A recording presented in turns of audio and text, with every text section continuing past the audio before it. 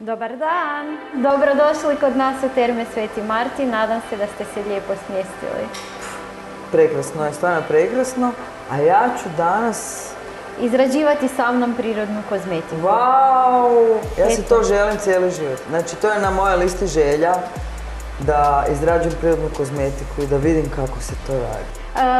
Radit ćemo mus za masažu tijela od šeja maslaca i kokosovog ulja mirišljavog, kakao maslaca. Evo, ja bih vas zamolila da to ubacite u ovu staklenku unutra. Znači ovo je mjerica. Da, to je 1/4 šalice kakao maslaca. Ok. Dodat ćemo 1/4 šalice pčelinjeg voska. Wow. Može. Tada.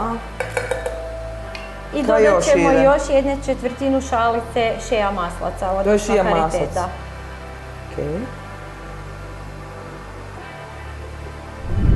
To sad samo stavimo topiti u ovu Banja Mariju, odnosno u parnu kupelj. I samo mijel, moram miješati. Samo miješamo malo. Dobro.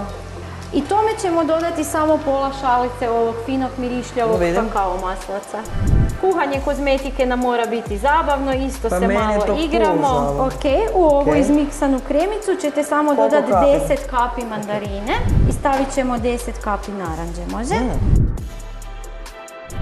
Odlično. To samo skineš sa ovih i namažeš se na... Sad ćemo malo još sa ovim izmiješati kasnije. Znači ne poližeš ove metlice, nego ih namažeš na lice. Da. Kao ono poslije kad reš kolač. Najdraže mi je poližat. Kasnije ćemo vam to dati za korištenje u wellnessu. U wellnessu? Da. Pa ja sam blagoslovljena.